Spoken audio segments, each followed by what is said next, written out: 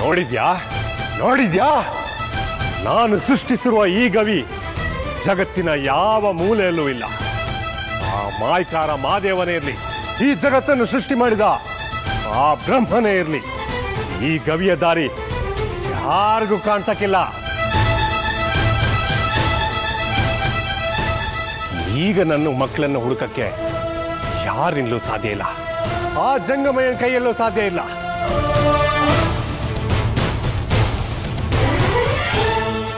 ಆದ್ರೆ ಆ ಜಂಗಮಯ್ಯ ನನ್ನ ಹಟ್ಟಿಗೆ ಹೋಗಿ ನನ್ನ ಹೆಂಡು ತಲೆ ಕಟ್ಸ್ಬಿಟ್ರೆ ನಾನೇನ್ ಮಾಡ್ಲಿ? ಏನ್ ಮಾಡ್ಲಿ?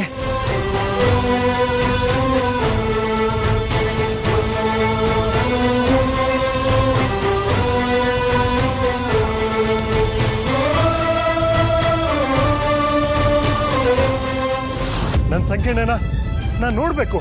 ಎಲ್ಲ ಒಳ್ಳೆ ಸ್ವಾಮಿ.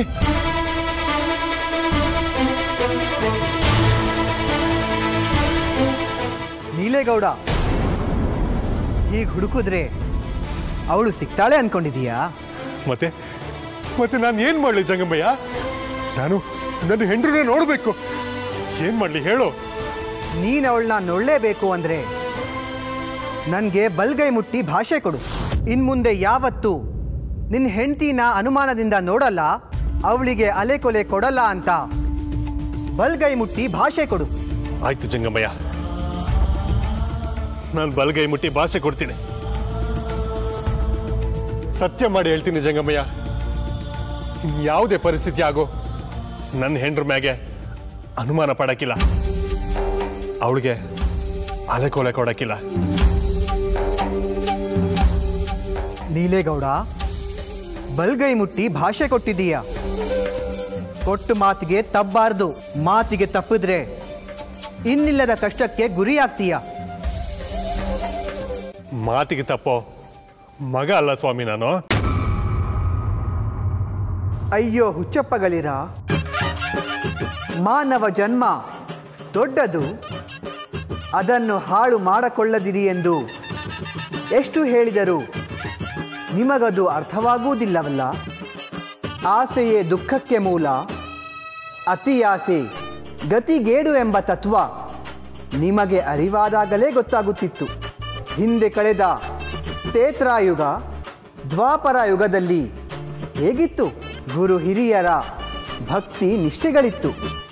ಸತ್ಯ ನಿಷ್ಠೆಗೆ ಅದೆಂತಹ ಗೌರವವಿತ್ತು.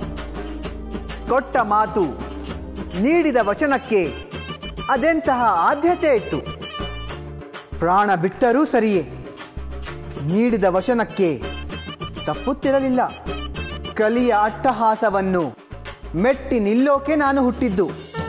ಕಾಲನ ಕೈವಶ ಮಾಡಿ ತನ್ನ ಲೀಲೆಯಲ್ಲಿ ಜನರನ್ನು ಕುಳಿಸುತ್ತಿರುವ ಕಲಿರಾಯ, ನಿನ್ನ ಅಟ್ಟಹಾಸ ಮೆಟ್ಟಿ ನಿಲ್ಲದ ಮೇಲೆ ನನಗೆ ಮಹಾದೇವನೆಂಬ ಬಿರುದು ಏತಕ್ಕೆ? ನೀಲೇಗೌಡ, ನಿನ್ನಂಥವರ ಮಾಯೆಯ ದಮನ ಮಾಡಲೆಂದೇ ಹುಟ್ಟಿದವನು ನಾನು. ನಿನ್ನ ಮಾಯೆ ಮಂತ್ರಕ್ಕೆ ಹೆದರುವವನೇನೋ? ನಾ ಕೊಟ್ಟ ಮಾತು ಇಟ್ಟ ಹೆಜ್ಜೆ ಎಂದೂ ಹಿಂದಿಡುವವನಲ್ಲ. ನಿನ್ನ ಮಾಯಾಶಕ್ತಿಯಿಂದ ಮಕ್ಕಳನ್ನು ಎಲ್ಲಿ ಹೇಗೆ ಬಚ್ಚಿಡುವೆಯೋ ಬಚ್ಚಿಡು.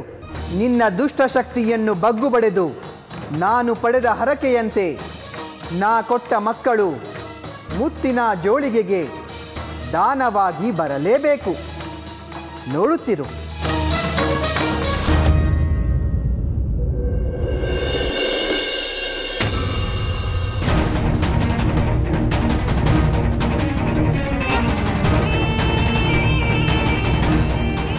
ಅರಮನೆ ಅರಮನೆ ಮಾದಪ್ಪ ಕೊಟ್ಟ ಅರಮನೆ.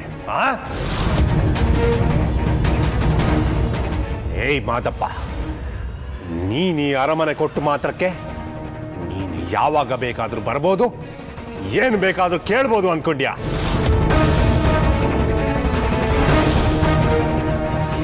ಇಲ್ಲ, ಈಗ ನಾನು ಕಟ್ಟೋ ಕಟ್ಟಿಗೆ ನೀನು ಅರಮನೆ ಅಲ್ಲ, ಅರಮನೆ ಅಂಗಳಕ್ಕೂ ಕಾಲಿಡಬಾರ್ದು. ಹಾಗೆ ಮಾಡ್ತೀನಿ. ಎಲೆ ಮಂತ್ರದಂಡವೇ,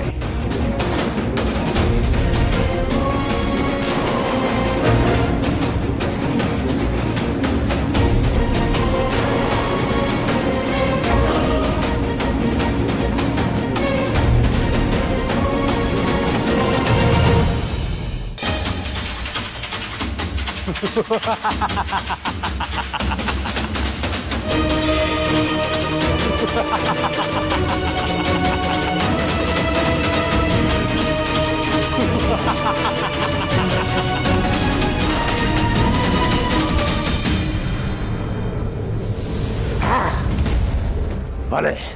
ಬಲೆ ಮಂತ್ರದಂಡವೇ, ನನ್ನ ವಿದ್ಯೆಗೆ ತಕ್ಕ ಸಾಮರ್ಥ್ಯವನ್ನು ಹೊಂದಿದ್ಯಾ.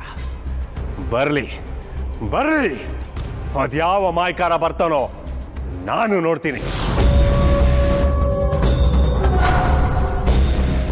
ಎಲ್ಲ ಸಂಖ್ಯೆ ಹೆಣ್ಣಾದವಳು ಅಂಕೆ ಶಂಕೆಯಲ್ಲಿರಬೇಕು ವಿನಃ ಪತಿಯ ಮಾತನ್ನು ಯಾವತ್ತೂ ಧಿಕ್ಕರಿಸಬಾರ್ದು. ದೇವ್ರಂತೆ ದೇವ್ರು, ಕಟ್ಕೊಂಡು ಗಂಡನಿಗಿಂತ ಅವನೇ ದೊಡ್ಡವನಾದ್ನ.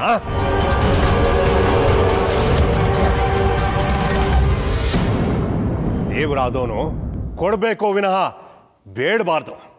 ಈ ಕೈಯಲ್ಲಿ ಕೊಡ್ತಾನಂತೆ, ಇನ್ನೊಂದು ಕೈಯಲ್ಲಿ ಕಸಿದ್ಕೊಳ್ತಾನಂತೆ.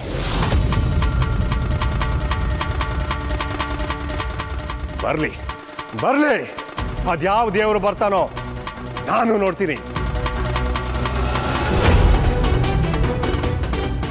ಏಯ್ ಸಂಕೀರ್ಣೆ, ನೀ ನಿನ್ನ ಮಾತನ್ನ ಹೆಂಗ್ ಉಳಿಸ್ಕೋತೀಯೋ ನಾನು ನೋಡ್ತೀನಿ.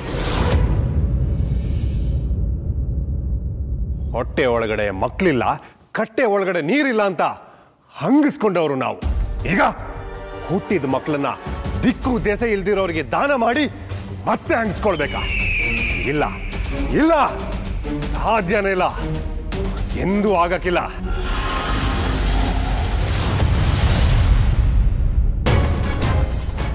ಎಲೆ ಮಂತ್ರದಂಡವೇ, ಹಗಲಲ್ಲಾಗಲಿ ರಾತ್ರಿಯಲ್ಲಾಗಲಿ ಪ್ರತ್ಯಕ್ಷವಾಗಲಿ ಪರೋಕ್ಷವಾಗಲಿ ಕ್ರಿಮಿ ಕೀಟ ಜಂತು ಯಾವ ರೂಪದಲ್ಲಾದರೂ ಬಂದು ನನ್ನ ಮಕ್ಕಳನ್ನು ಪಡೆಯಲು ಬಂದರೆ ಅವರ ರಕ್ತವನ್ನು ಕುಡಿದು ಸುಟ್ಟು ಬೂದಿ ಮಾಡಿಬಿಡಬೇಕು.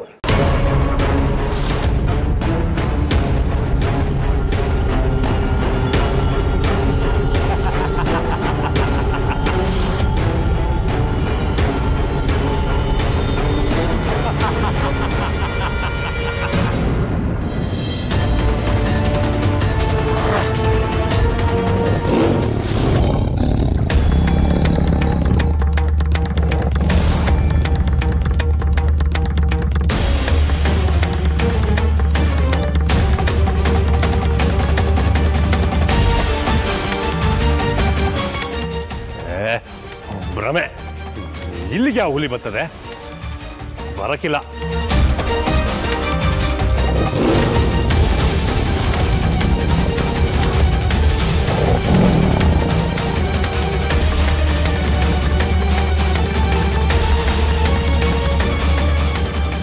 ಎಲ್ಲ ಕಣ್ಕಟ್ ಮಾಯವೇ.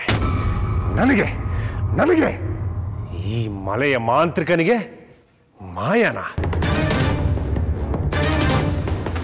ನಾನಿದಕ್ಕೆಲ್ಲ ಹೆದರಕ್ಕಿಲ್ಲ. ಯಕ್ಷಿಣಿ ಮೋಹಿನಿ ಡಾಕಿನಿಯನ್ನೇ ಕಟ್ಟ ಹಾಕಿರೋನು ನಾನು. ಬರ್ಲಿ ಬರ್ಲಿ, ಅದ್ಯಾವನ ಬರ್ತಾನೋ ನಾನು ನೋಡ್ತೀನಿ.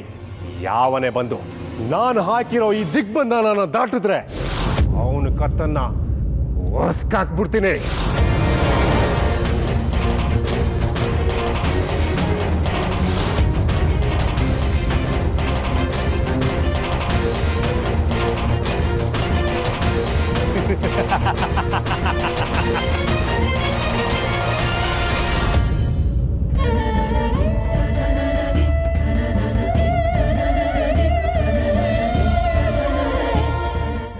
ಮಾದಪ್ಪ, ನೀ ಬಂದು ಮಕ್ಕಳೆಲ್ಲ ಅಂತ ಕೇಳಿದ್ರೆ ನನಗೇನು ಹೇಳಿ?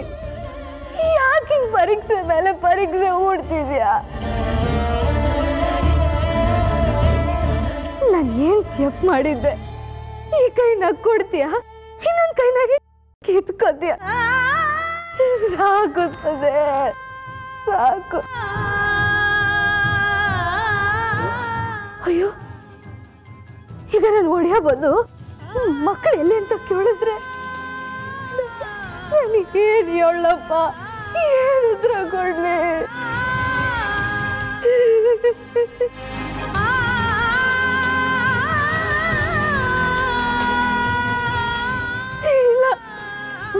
ಮಕ್ಕಳಿಂದ ನಾ ಬದುಕಕ್ಕಿಲ್ಲ ಮಾಧವ, ಮಕ್ಕಳಿಂದ ನಾನು ಬದುಕಕ್ಕಿಲ್ಲ.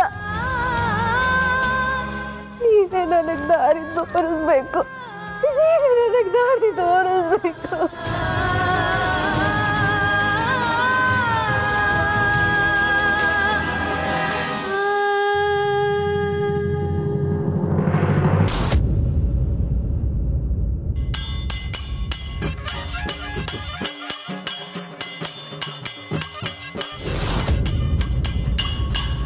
ಯಾರೋ ತಾಯಿ ಮನೆಯಲ್ಲಿ, ಯಾರೊಬ್ಬ ತಾಯಿ ಮನೆಯಲ್ಲಿ.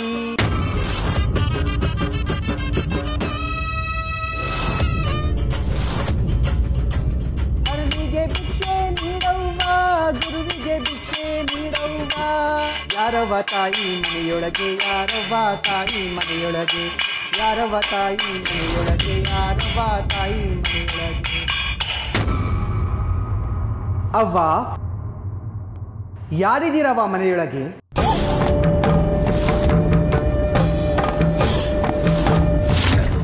ಯಾಕೆ ತಾಯಿ ಆಚೆ ಬರ್ತಾ ಇಲ್ಲ?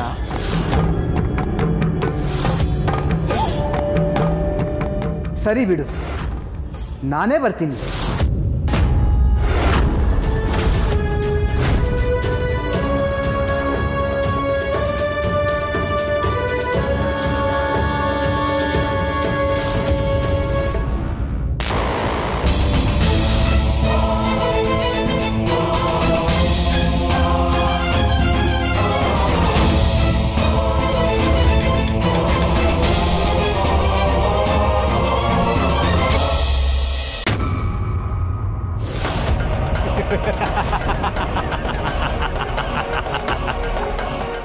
ಅಯ್ಯಯ್ಯೋ, ಏನಪ್ಪ ಈ ಸೋಜಿಗ?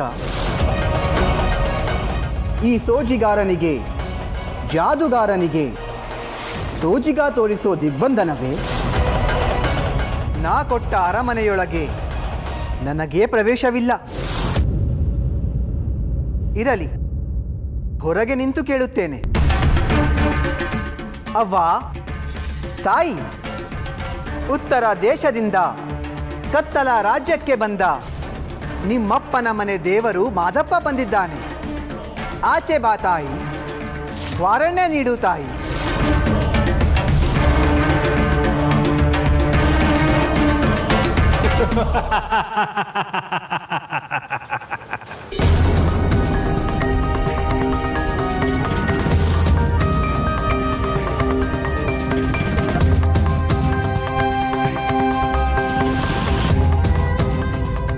ಅವ್ವ, ಮೆಕ್ಕಲು ಬೆಳೆದ ಭೂಮಿ ತಾಯಿಗೆ ಹಕ್ಕನ್ನೂ ಬಿಡದೆ ಆಯ್ದುಕೊಳ್ಳುವ ನರ ಮಾನವರಂತೆ ಕೈ ಬೇಡಿ ಕೇಳಿಕೊಳ್ಳುತ್ತಿದ್ದರು ಕರುಣೆ ಇಲ್ಲದ ಹಾಗೆ ಒಳಗೆ ಕೂತಿರುವೆಯಲ್ಲ ತಾಯಿ.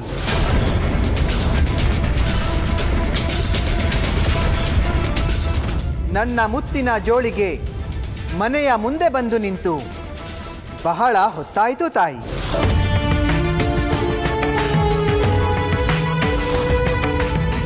ತಡ ಮಾಡಲು ತರವಲ್ಲ ತಾಯಿ.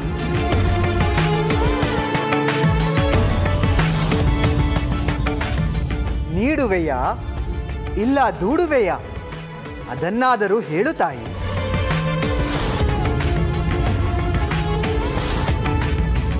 ಗುರುಧರ್ಮದ ಕಲ್ಯಾಣ ಭಿಕ್ಷೆ, ಲೋಕ ಕಲ್ಯಾಣದ ಭಿಕ್ಷ, ಕಲಿಯ ಕಟ್ಟಾಳುವ ಭಿಕ್ಷ, ಮುತ್ತೈದೆ ಮನೆಯಲ್ಲಿ ಮುತ್ತಿನಂತಹ ಭಿಕ್ಷ.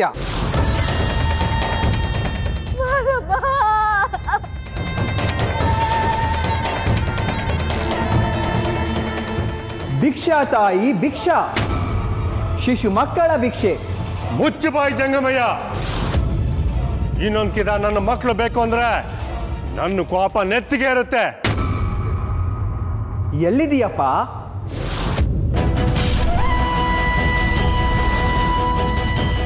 ಓ, ನೀನು ಇಲ್ಲೇ ಇದೀಯಾ? ನಾನು ಮನೆಯೊಳಗೆ ಯಾರೂ ಇಲ್ಲ ಎಂದುಕೊಂಡಿದ್ದೆ.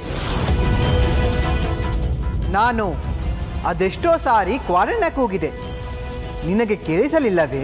ಕೇಳದೆ ಇರೋದಕ್ಕೆ ನನ್ನ ಕಿವಿಯನ್ನು ಮುಚ್ಕೊಂಡಿಲ್ಲ ಜಂಗಮಯ್ಯ, ತೆರ್ಕೊಂಡೇ ಐತೆ. ಅಲ್ಲ, ಮನೆ ತಾವ ಬಂದವನು ನೀನು. ಮನೆಯಾಗೆ ಯಾರವ್ರೆ ಯಾರಿಲ್ಲ ಅಂತ ನೋಡ್ಕೊಂಡು ಮಾತಾಡಬೇಕು ಅನ್ನೋ ಜ್ಞಾನ ಇಲ್ಲ ನಿಂಗೆ. ಅಯ್ಯ, ತಾವಾಗಿ ಕರೆಯದೆ ತಾವಾಗಿ ಮಾತನಾಡದೆ ನಾವು ಯಾರ ಬಳಿಯೂ ಹೋಗುವುದಿಲ್ಲ, ಯಾರನ್ನು ಮಾತನಾಡಿಸುವವರೂ ಅಲ್ಲ.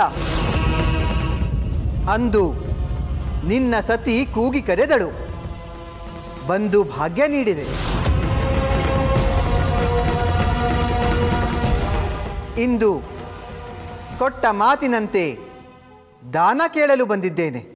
ಓ, ಅಂದು ಅವಳು ನಿನ್ನ ಕೂಕರ್ದು ಮಾತು ಕೊಟ್ಲು, ಇವತ್ತು ಆ ಮಾತನ್ನ ಪಡೆದಕ್ಕೆ ಬಂದಿದ್ಯಾ? ನೀಲೇಗೌಡ, ಯಾಕೆ ಈ ಉದ್ದಟತನ? ಒಳಗೆ ಕುಳಿತು ಸಮಾಧಾನವಾಗಿ ಮಾತನಾಡಬಹುದಲ್ಲವೇ? ಇಲ್ಲಿ ಕೇಳು ಜಂಗಮಯ್ಯ, ನಿನ್ ಜೊತೆ ಕೂತ್ಕೊಂಡು ಸಮಾಚಾರ ಮಾತಾಡೋದಕ್ಕೆ ನನ್ನ ಹತ್ರ ಸಮಯನೂ ಇಲ್ಲ, ಸಂಯಮನೂ ಇಲ್ಲ. ನನ್ನ ಹೆಂಡ್ರು ಈಗ ಹಟ್ಟಿಲಿಲ್ಲ, ಬಂದ ದಾರಿಗೆ ಸುಂಕ ಇಲ್ಲ ಅಂತ ಹೋಯ್ತಾ ಇರೋ. ಹೆಂಡತಿ ಮನೆಯಲ್ಲಿಲ್ಲವೇ? ಎಲ್ಲಿಗೆ ಹೋದಳಪ್ಪ? ರೇ ಜಂಗಮಯ್ಯ, ಇದೆಲ್ಲ ನಿನಗೆ ಬ್ಯಾಡವಾಗಿರೋ ವಿಷಯ. ಇಲ್ಲಿಂದ ಹೋಯ್ತಾ ಇರೋ ನೀನು. ಆಯ್ತಪ್ಪ, ಆಯ್ತು.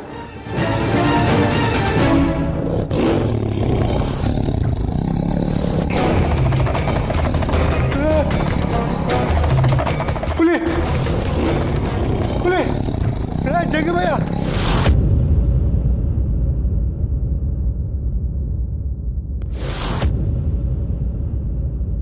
ನೀಲೇಗೌಡ, ಏಳು, ಮೇಲೇಳು.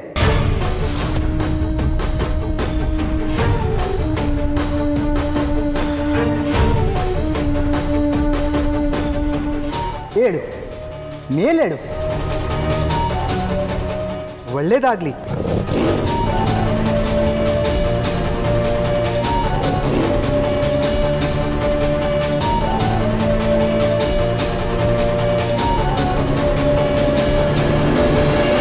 ಅಹಮ್ಮಿನಿಂದ ಬ್ರಹ್ಮನೇ ಕೆಟ್ಟನಂತೆ, ಇನ್ನು ನರಮಾನವರು ಕೆಡುವುದು ಸಹಜವಲ್ಲವೇ?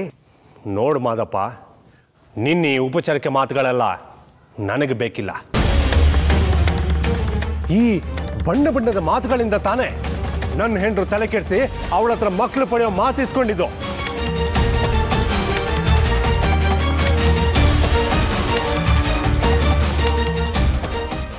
ಅಯ್ಯಯ್ಯೋ, ನಾನೇನು ಕೇಳಲಿಲ್ಲ ಕಂದ. ಇದು ಅವಳೇ ಕಟ್ಟಿಕೊಂಡ ಹರಕೆ.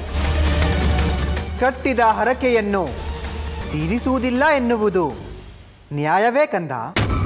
ಏನು ಹರಕೆ? ಯಾವ ಹರಕೆ? ಅದು ಒಂದು ಹರಕೆ ಅಂತಾರ ಜಂಗಮಯ್ಯ?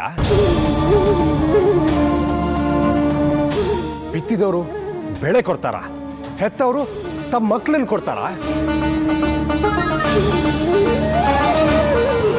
ಅಲ್ಲ, ಕೇಳೋದಕ್ಕೆ ನಿನಗೆ ಒಂಚೂರು ನ್ಯಾಯ ಜ್ಞಾನ ಬೇಡವಾ?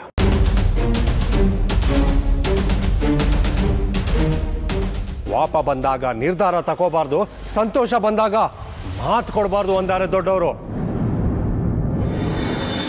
ಹುಟ್ಟು ಬಂಜಾದಂತ ನನ್ನ ಹೆಂಡ್ರಿಗೆ ಮಕ್ಕಳು ಭಾಗ್ಯ ಕೊಡ್ತೀನಿ ಅಂದಾಗ ಅವರು ಬಹು ಸಂತೋಷ ಪಟ್ಲು. ಆದ್ರೆ ಈಗ ಈಗ ಆ ಮಕ್ಕಳು ದಾನ ಕೇಳ್ತೀಯಲ್ಲ, ಇದು ನಿಂಗೆ ನ್ಯಾಯನಾ? ಅಯ್ಯ, ನೀನು ನಿನ್ನ ಹೆಂಡತಿ ಒಂದೇ ಮನಸ್ಸಿನಿಂದ ದಾನ ಕೊಟ್ರೆ ನಿಮ್ಮ ಕೀರ್ತಿ ಅಜರಾಮರವಾಗುತ್ತೆ. ನಿಮಗೆ ಮತ್ತಷ್ಟು ಕೀರ್ತಿ ಭಾಗ್ಯ ಕೊಡ್ತೀನಿ. ನನ್ನ ಮಾತು ಕೇಳಪ್ಪ. ಕೊಟ್ಟ ಮಾತನ್ನ ಉಳಿಸ್ಕೊಳ್ರಪ್ಪ. ಸುಮ್ಕಿರು ಜಂಗಮಯ್ಯ, ನನ್ನ ಕೋಪ ನೆತ್ತಿಗೆ ಇರ್ತೈತೆ. ಅಲ್ಲ, ಯಾರಾದ್ರೂ ನಿನ್ ಮಾತು ಕೇಳಿದ್ರೆ ನಗಕ್ಕಿಲ್ವಾ? ಸಂಬಂಧಿಕರು ಹೆಣ್ಣೆಷ್ಟು ಗಂಡೆಷ್ಟು ಅಂತ ಕೇಳ್ತಾರೆ ಹೊರತು ನೀನ್ ಎಷ್ಟು ಆಸ್ತಿ ಮಾಡಿದ್ಯಾ, ಎಷ್ಟು ಹಣ ಮಾಡಿದ್ಯಾ ಅಂತ ಕೇಳಕ್ಕಿಲ್ಲ. ಹೆತ್ತು ಮಕ್ಕಳನ್ನ ದಾನ ಕೊಟ್ಟು ಈ ಸಿರಿ ಸಂಪತ್ತು ವೈಭವಗಳನ್ನೆಲ್ಲ ಪಡೆದುಕೊಂಡ್ರು ಅಂತ ನೋಡ್ಕೊಂಡವ್ರು ಆಡ್ಕೊಳಕ್ಕಿಲ್ವಾ? ಜಂಗಮಯ್ಯ, ಸುಮ್ಕೆ ಇಲ್ಲಿಂದ ಹೋದ್ರೆ ಸರಿ, ಇಲ್ಲ ಅಂದ್ರೆ. ನೀಲೇಗೌಡ, ನಿನ್ನ ಸಂಕಷ್ಟ ನನಗೆ ಅರ್ಥವಾಗುತ್ತದೆ.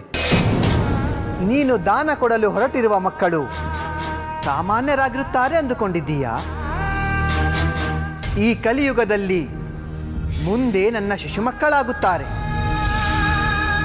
ಲೋಕದ ನರಮಾನವರಿಂದ ಕಾಸಿನ ಧೂಪ ಹಾಕಿಸಿಕೊಂಡು ಕರವೆತ್ತಿ ಕೈ ಮುಗಿಸ್ಕೊಳ್ತಾರೆ.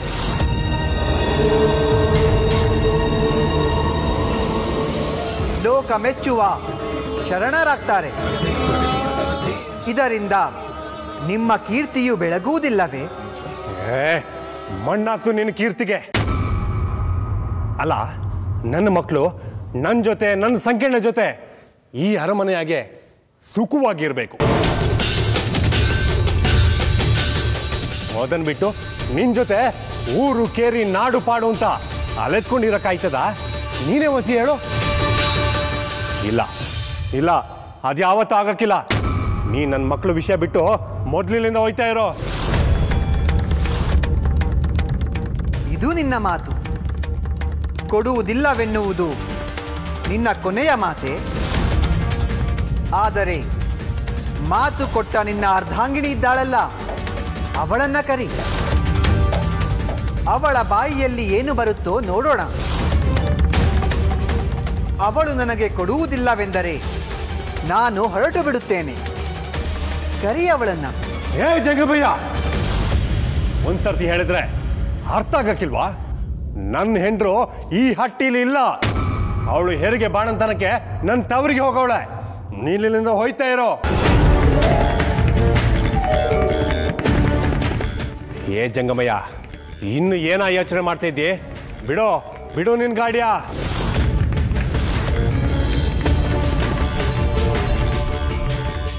ನಿನ್ನ ಹೆಂಡತಿನ ನಾನು ಬೆಳಿಗ್ಗೆ ಇಲ್ಲೇ ಎಲ್ಲೋ ನೋಡಿದ್ದೆ.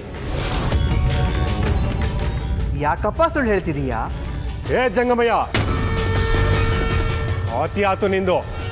ನನ್ನ ಹೆಂಡ್ರು ಹಟ್ಟಿಯಾಗೆ ಇದ್ದಾಳೋ ಇಲ್ವೋ ಅಂತ ಕೇಳುವ ಅಧಿಕಾರ ನಿನಗಿಲ್ಲ. ಒಂದು ಹಟ್ಟಿ ಅಂದ್ಮ್ಯಾಕೆ ಆ ಹಟ್ಟಿಗೆ ಯಜಮಾನ ನಾನೋ ಇಲ್ಲ ಹೆಣ್ಣೆಂಗ್ಸೋ? ಇಲ್ಲಿ ಯಜಮಾನಿಕೆಯ ಮಾತೇಕೆ ನೀಲೇಗೌಡ? ಒಂದು ಬಂಡಿಗೆ ಜೋಡೆತ್ತುಗಳು ಎಷ್ಟು ಮುಖ್ಯವೋ, ಒಂದು ಮನೆಗೆ ಸತಿಪತಿಗಳು ಅಷ್ಟೇ ಮುಖ್ಯ.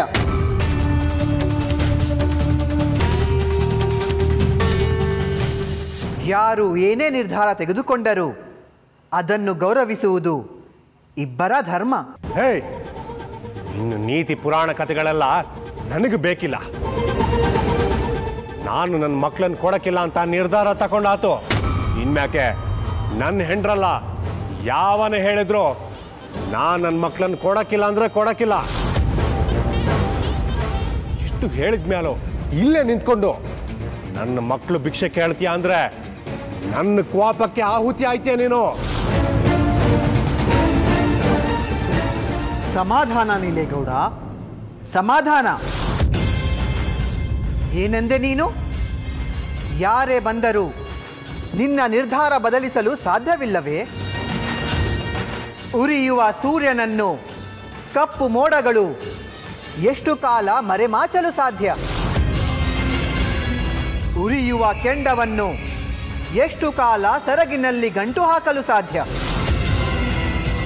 ಹೂವಿನ ಕಂಪನ್ನು ಗಾಳಿಗೆ ಬಿಡದೆ ಹಿಡಿದಿಟ್ಟುಕೊಳ್ಳಲು ಸಾಧ್ಯವೇ? ಹಾಗೆಯೇ ನನ್ನ ಶಿಶುಮಕ್ಕಳಾಗಲೆಂದೇ ಹುಟ್ಟಿರುವ ನಿನ್ನ ಮಕ್ಕಳನ್ನು ನೀನು ಅದೆಷ್ಟು ದಿನ ಕಟ್ಟಿ ಹಾಕಿಕೊಳ್ಳುವೆಯೋ ನಾನು ನೋಡ್ತೀನಿ. ಹೋಗಯ್ಯ, ನಾನು ಕಂಡಿದ್ದೀನಿ.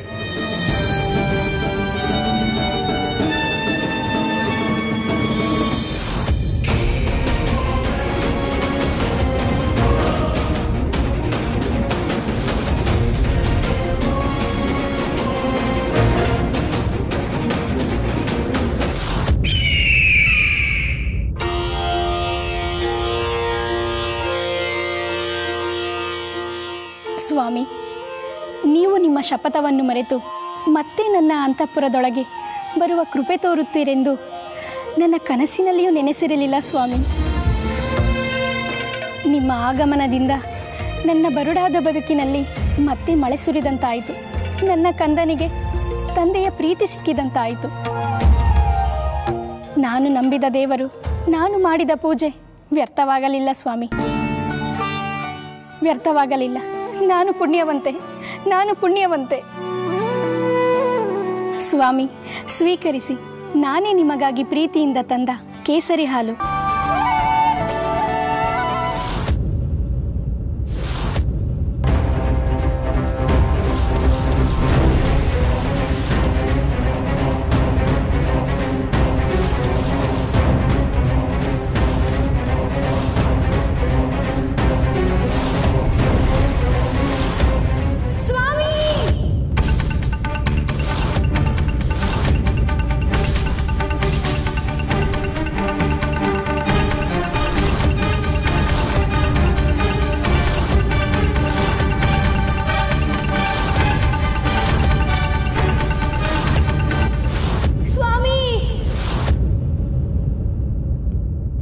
ಅಪಶಕುನ, ಅಪಶಕುನ.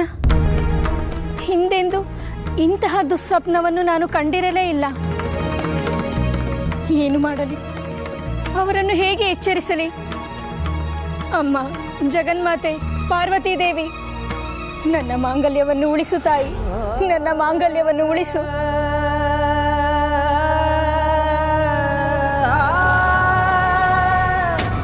ಕನಸಿನಲ್ಲಿ ಯಾವುದೋ ಗರ್ಭದಿಂದ ಅಸ್ತ್ರವೊಂದು ಹೊರಟಿತಂತೆ.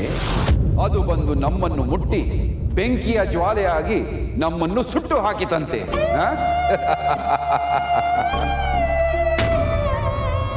ನೀವು ಹುಟ್ಟು ಸಾವು ಪಾಪ ಪುಣ್ಯಗಳ ಲೆಕ್ಕ ಹಾಕುವವರು, ನಿಮಗೆ ಸಕಲವೂ ಗೊತ್ತು. ನೀವಾದರೂ ಹೇಳಿ, ನಾವು ಚಿರಂಜೀವಿಗಳೆಂದು.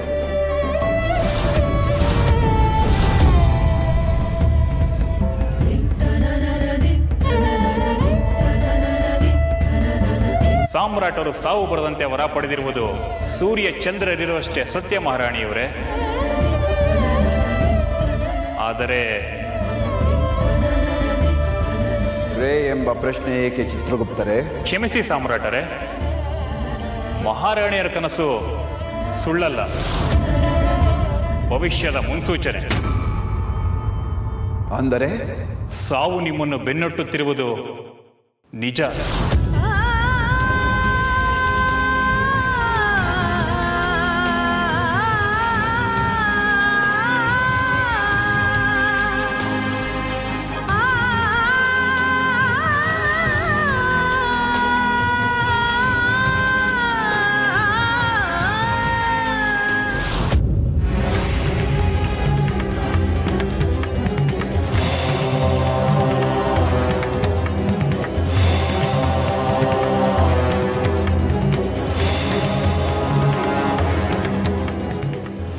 ಶರಣು ಶರಣಾರ್ಥಿ.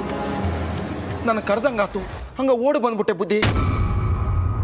ಪರಮಾತ್ಮ, ಇದೇನಿದು? ನಿಮ್ಮ ಉಗ್ರ ರೂಪವನ್ನು ನಾನೆಂದು ಕಂಡಿರಲಿಲ್ಲ. ಶಾಂತ ಪರ್ವತವಾಗಿದ್ದ ನೀವು ಜ್ವಾಲಾಮುಖಿಯಂತೆ ಉರಿಯಲು ಏನು ಕಾರಣ ಬುದ್ಧಿ? ಕಾರಣ ಏನು? ಕನ್ನಯ್ಯ, ಶಿಷ್ಟರ ಪಾಲಿಗೆ ನಾನು ಶಾಂತಮೂರ್ತಿ, ದುಷ್ಟರ ಪಾಲಿಗೆ ನಾನು ರುದ್ರಮೂರ್ತಿ. ಹಾಲು ಹಟ್ಟಿದವನಿಗೆ ಪಾಲನಾಗಬಲ್ಲೆ, ಹಾಲ ತುಂಬಿದವನಿಗೆ ಶೂಲನಾಗಬಲ್ಲೆ. ಪೂಜಿಸುವವರ ಪಾಲಿಗೆ ದುಂಡು ಮಹಾದೇವ ನಾನು,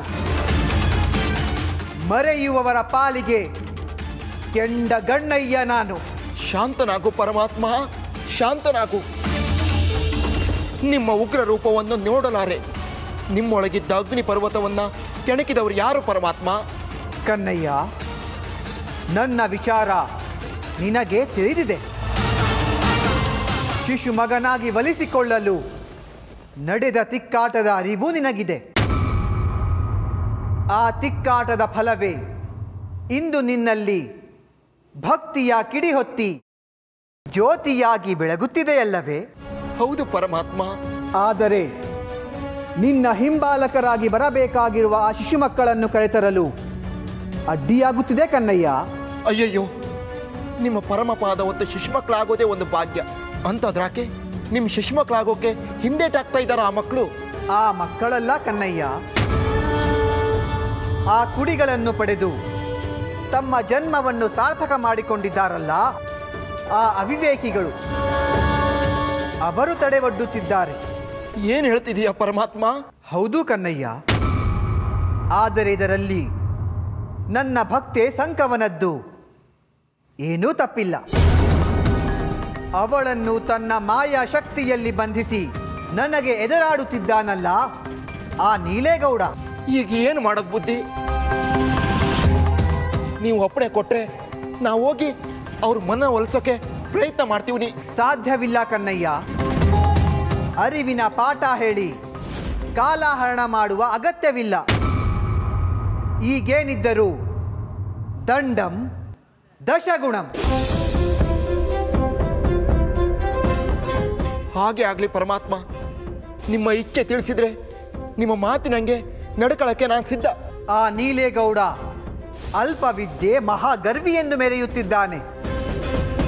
ಅವನ ಸೊಕ್ಕ ನಡಗಿಸಲು ನಾನು ನೀನು ಯಾರು ಹೋಗಬೇಕಾಗಿಲ್ಲ. ಆ ಬೆಟ್ಟದ ಕಲ್ಲಿನ ಮೇಲೆ ನಿಂತು ನನ್ನ 77 ಬರಗಗಳನ್ನು ಕೂಗಿ ಕರೆ. ಅವುಗಳು ಮೊರೆವ ಮೊರೆತಕ್ಕೆ ಸತ್ಯ ಮರೆತ ಆ ನೀಲೇಗೌಡನ ಎದೆಬಡೆತ ಬಿದ್ದು ನನ್ನ ಪಾದಕ್ಕೆ ಬಂದು ಸೇರಬೇಕು. ಹಾಗೆ ಆಗಲಿ ಪರಮಾತ್ಮ, ಹಾಗೆ ಆಗಲಿ.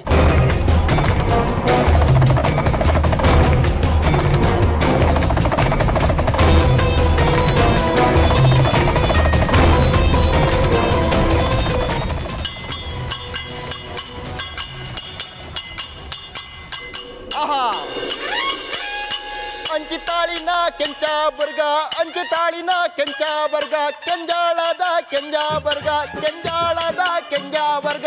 ದೊಡ್ಡರೆ ಕಲ್ಲಿನ ಮೇಲೆ ನಿಂತಿರೋ ದೊಡ್ಡ ಸೀತಾರಾಮ ಓಡಿ ಬಾ.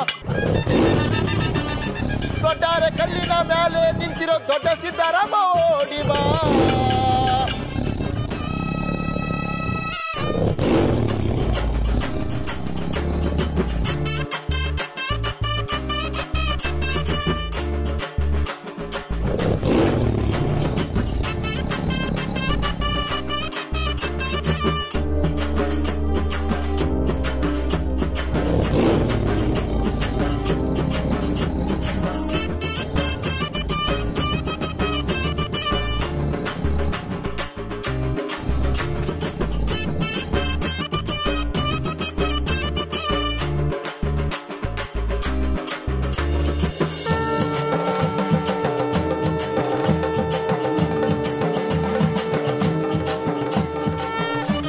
ಭಲೆ ಬರಗಳೇ ಭಲೆ. ಮೆಚ್ಚಿದೆ ನಿಮ್ಮ ವಿನಯವಂತಿಕೆ.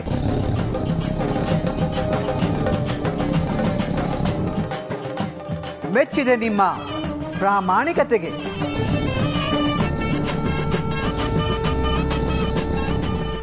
ನಿಮ್ಮಂತೆಯೇ ನರ ಮನುಷ್ಯರಿಗಿಲ್ಲವಲ್ಲ ಈ ವಿವೇಕತೆ.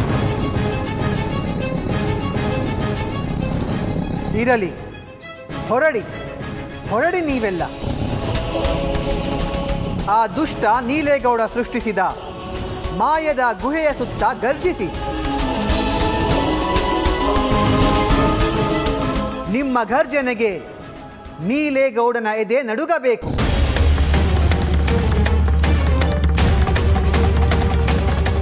ಧಿಕ್ಕರಿಸಿ ಮಾತನಾಡಿದ ನೀಲೇಗೌಡ ದಿಕ್ಕೆಟ್ಟಿ ಓಡಬೇಕು.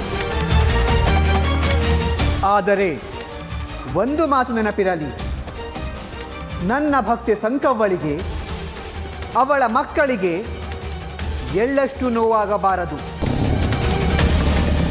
ಆ ನೀಲೇಗೌಡನಿಗೂ ನೋವಾಗಬಾರದು. ಅವನಲ್ಲಿರುವ ಸೊಕ್ಕು ಮುರಿಯಬೇಕಷ್ಟೆ. ನೀವಿನ್ನು ಹೊರಡಿ.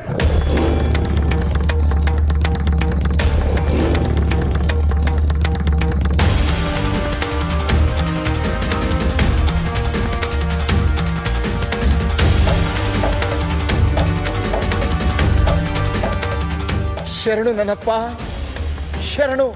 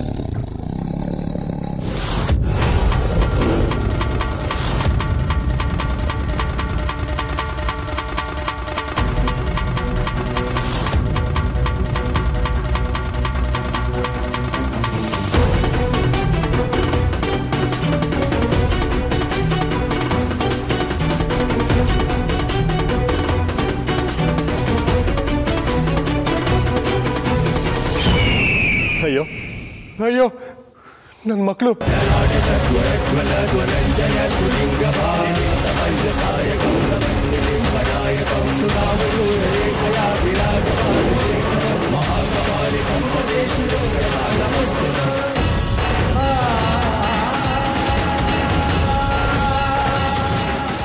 ಓ, ಇದೆಲ್ಲ ನಿನ್ನ ಕುತಂತ್ರನ? ನನ್ನನ್ನು ಎದುರಿಸಿ ನನ್ನ ಮಕ್ಕಳನ್ನ ನಿನ್ನ ಕೈಯಿಂದ ಪಡೆಯೋದಕ್ಕಾಗಲಿಲ್ಲ ಅಂತ ನನ್ನ ಮಕ್ಕಳು ಸುತ್ತ ಈ ಹುಲಿಗಳನ್ನು ಬಿಟ್ಟಿದ್ಯಾ?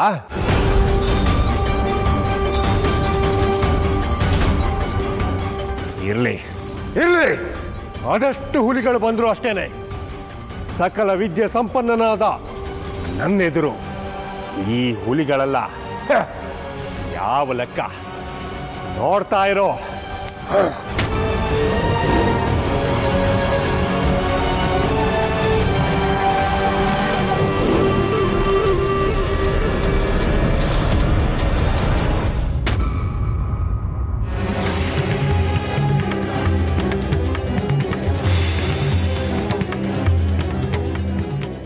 ಎಲ್ಲ ಕಾಡು ಜಂತುಗಳ ನನ್ನ ಶಕ್ತಿನ ತಡೆಯೋದಕ್ಕೆ ನಿಮ್ಮ ಕೈಯಲ್ಲಿ ಸಾಧ್ಯ ಇಲ್ಲ. ತಡೀರಿ, ಮಾಡ್ತೀನಿ.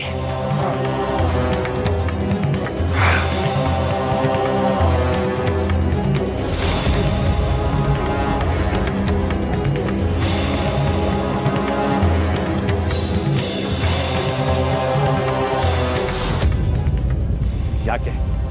ಏನಾಯ್ತು? ನನ್ನ ಮಂತ್ರಶಕ್ತಿ ಪ್ರಯೋಗನೇ ಆಗ್ತಿಲ್ಲ, ಮಂತ್ರಗಳೇ ನೆನಪಾಗ್ತಿಲ್ಲ.